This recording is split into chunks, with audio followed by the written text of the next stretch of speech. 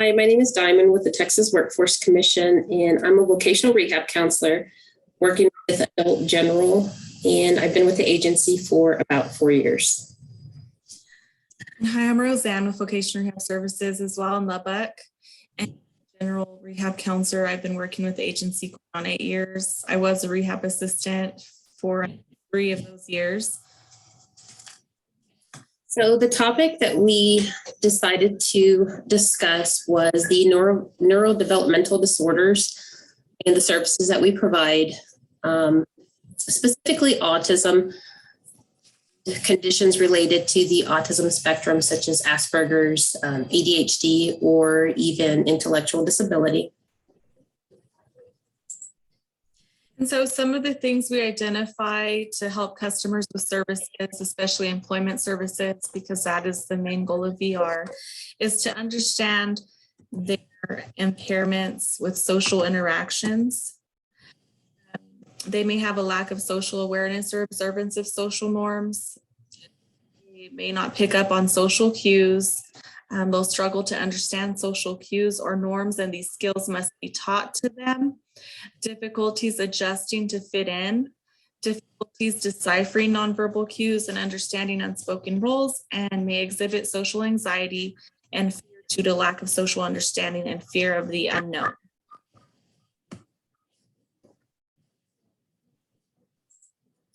So then we go in to talk about remote learning, video modeling, and social skills. So anybody that has been around anybody who has autism, Asperger's, you're aware of the social skills impediments that some of them have. So how can we apply this information? Roseanne, if we can go to slide 4, please. So during COVID-19, as everybody knows, during the pandemic, remote learning was actually a necessity. And because they were forced to be creative and provide that educational service. So many of the educational settings became remote, and video modeling was something they realized that actually helped some of their individuals who have autism. So video modeling involves displaying a video of an actor performing a target behavior prior to the opportunity for the learner to perform the response. That was found from article Bellini and Akulian. And they also shared that the use of video modeling allows interventionists to remove irrelevant elements of the modeled skill or behavior through video editing. The removal of irrelevant stimuli allows the individual with ASD to better focus on essential aspects of the targeted skill or behavior. So what that means is they can remove and edit that video and highlight just the pieces that they want to. And in the Planick, Sam, Hume, and Odom article, the findings are that participants in social skills groups demonstrated a rapid increase in level of complex social behavior each time video-based group instruction was applied to a social domain. So they found this actually helped increase their social skills at this point. Next slide, please. And so we would also want to focus when we're involving the customer with these services on common problems that we can identify workplace, because this will identify limitations and be able to, provide those employment services to them. Basically, they would have difficulty in communicating with their coworkers and supervisors, failure to recognize social roles, poor ability to work independently, obsessive behaviors, resistance to change, anxiety impaired verbalization, no deficits in language abilities until he or she feels anxious, and ability to carry on a normal back and forth conversation, and not understanding the use of nonverbal body language, pragmatics in language. And this would also involve the symptoms such as impairment in social interaction, impairment in communication, restricted, repetitive, and stereotype patterns of behavior, and sensory abnormalities. So one of the resources that we utilize in working with our customers who have autism or Asperger's is Burkhart Transition Center here in Lubbock, and it's on the Texas Tech campus. And one of the tools is the Berkman assessment that we utilize to help get more information on our customers, on their interests, their needs, those kinds of things. So you can start working with them on how they best learn, career planning, those kinds of things. So the Berkman, it helps identify activities that your customer would best respond to. And for instance, the artistic category here is showing at 82%. So it doesn't necessarily mean that they would find a job in an artistic field, but you can utilize this information to know those interests for that customer and be able to gather and pull and build that rapport with your customer. And the better you have a rapport with your customer, you're better able to communicate and gather some of those skills when you're talking about end goal career planning and training. So key information for the Berkman, they measure 10 interests. And the thing to remember with this is tasks and activities in the specific areas are not skills or abilities. So it's helpful in finding areas of motivation for your customer and anybody who's worked with individuals, adults, or younger customers. Motivation is the key when you're starting to talk about work, career planning, college planning. So this helps you be able to have that communication rapport with your customer, as well as working towards that end goal. And the Bellini and Akulian article found that video modeling and VSM show great promise as effective intervention strategies for addressing social communication skills, behavioral functioning, and functional skills of children with ASD. So the Berkman components, you'll see that it's got two things that they have: usual and needs. I'm sorry, I need to find.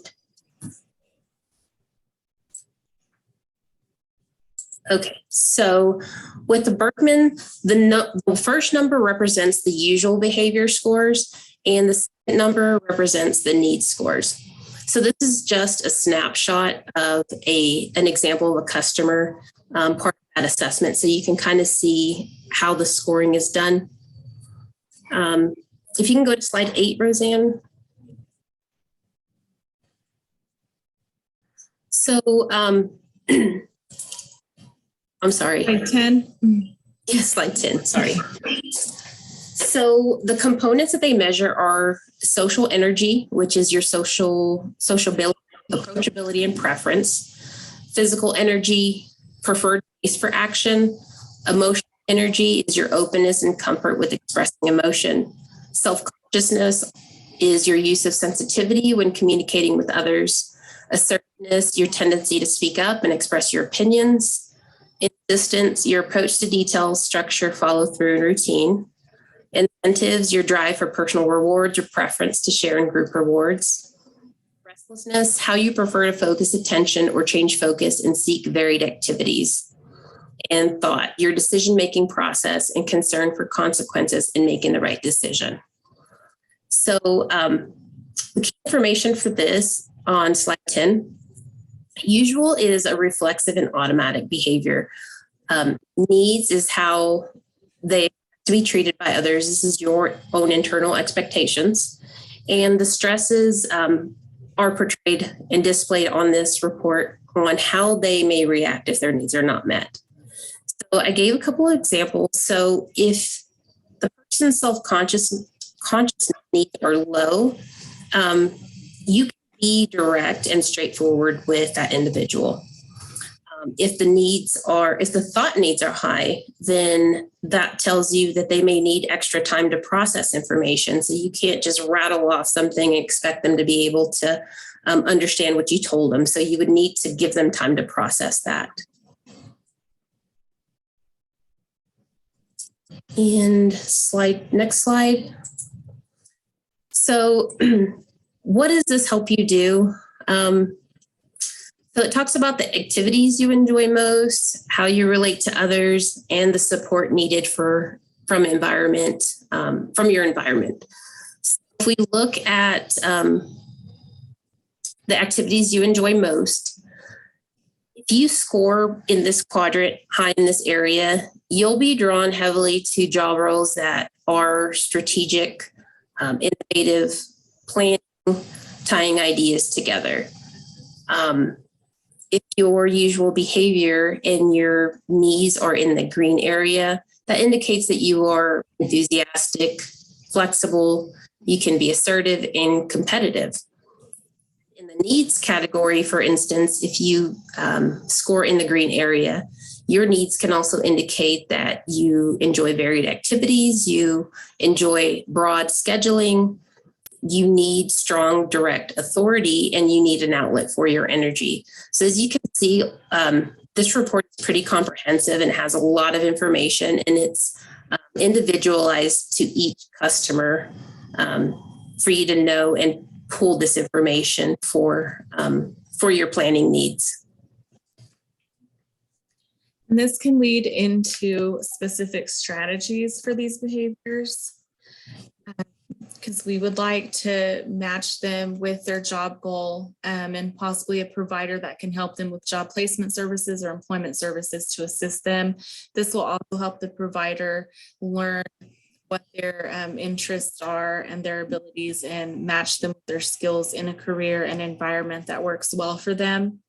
And the tips to ensure success at work would be to make a match between the job and person, ensure the job has tasks preferred by the job seeker, and try to modify those tasks. Can the individual be supported in this area? You can assess the level of communication and social skills, assess the culture of the organization, make changes to the work environment, such as providing accommodations as well, and negotiating schedules, and preparing for changes in that work environment. And on a study done by Hillier, it was a 2-year evaluation of a vocational support program for adults on the autism spectrum. And what the study found was that it's important to facilitate communication between the individual and his or her coworkers, help him or her achieve social integration with other members of the workforce, provide job coaching to help the individual increase his or her independence on the job, and provide training geared towards specific behaviors such as resistance to change and obsessiveness. And the challenges and strategies for success. I found this on a study done by Hendricks, Employment in Adults with Autism Spectrum Disorders. And there will be interactional difficulties, which account for the biggest vocational impact. Supported employment programs stress the need to identify jobs that will match skills and abilities. And jobs should allow adequate time for learning and be void of excessive sensory stimulation. And supported employment provides on-the-job training that targets job tasks, acclimation to the job site, and social integration.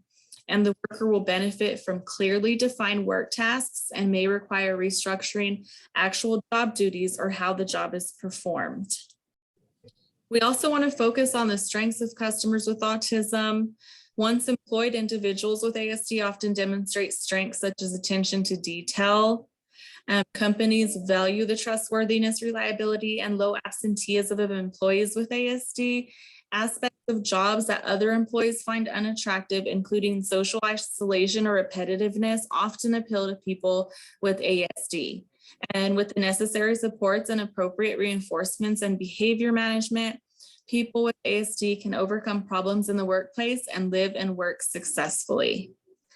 And then we did provide the references.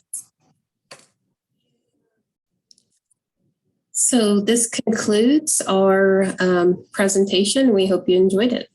Thank you. Thanks.